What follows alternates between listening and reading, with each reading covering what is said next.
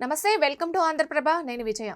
ఏడాదికొక్కసారి ఎక్కడెక్కడి పుస్తక ప్రియులందరినీ ఒకే చోట కలుసుకునేలా చేసి సాహితీ ప్రియుల కనువిందు చేసే పండుగ బుక్ ఫెయిర్. సాంకేతిక సునామీలో పుస్తకం కనుమరుగైపోతుందని బాధపడే పుస్తక ప్రియులకు ఊరట కలిగించేది పుస్తక ప్రదర్శన. హైదరాబాద్ లోని ఎన్టీఆర్ స్టేడియంలో ప్రతి డిసెంబర్లో ఏర్పాటు చేసే బుక్ ఫెయిర్స్ కోసం ఎదురు చూస్తుంటారు పుస్తక ప్రియులు. ఎందుకంటే ఏ సబ్జెక్టు బుక్స్ అయినా అక్కడ లభ్యమవుతాయి.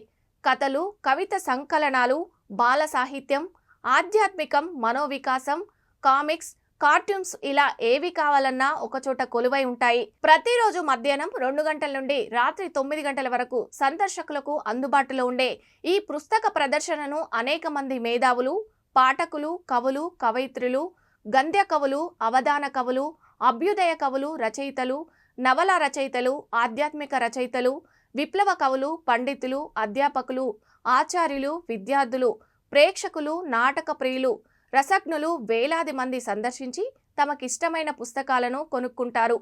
పుస్తక ప్రియులతో ఎన్టీఆర్ స్టేడియం పుస్తక ప్రదర్శన కిటకిటలాడుతుంది. తెలంగాణ ముఖ్యమంత్రి రేవంత్ రెడ్డి ప్రారంభించిన నాటి నుండి ఈ పుస్తక ప్రదర్శనను సందర్శించిన వారిలో ఎంఎం కీరవాణి, సినీ దర్శకులు త్రివిక్రమ్ శ్రీనివాస్, ప్రముఖ కవి అప్సర్ శ్రీనివాస్, పాత్రికేయులు సతీష్ చందర్, సాహితీవేత్త ముదిగొండ శివప్రసాద్, సన్నిధానం నరసింహ శర్మ, గోరటి వెంకన్న, నందిని సిద్ధారెడ్డి, ఎం వేణుగోపాల్, మామిడి హరికృష్ణ, పురాణపుండ శ్రీనివాస్, అల్లం నారాయణ వంటి ప్రముఖులు కూడా ఉండడం విశేషం. ప్రముఖ చలనచిత్ర నిర్మాణ సంస్థ వారాహి సంస్థ అధినేత సాయి కొర్రపాటి నిర్మించిన శ్రీ అమృతేశ్వర ఆలయం ప్రచురించిన పరమ అద్భుతమైన శైవ, వైష్ణవ, శాక్తేయ, గానపత్య గ్రంథాలను చూడచక్కగా ఒక ఫైల్లో పెట్టి తమ స్టాల్ను సందర్శించిన ఎందరో రచయితలు, కవులు, ప్రచురణకర్తలకు బహుకరించడం ఆకట్టుకుంటుంది. ఈ పవిత్ర ఆధ్యాత్మిక విశేష వైభవాలను చాటిన ప్రముఖ రచయిత పురాణపుండ శ్రీనివాస కృషిని అందరూ ప్రశంసిస్తున్నారు.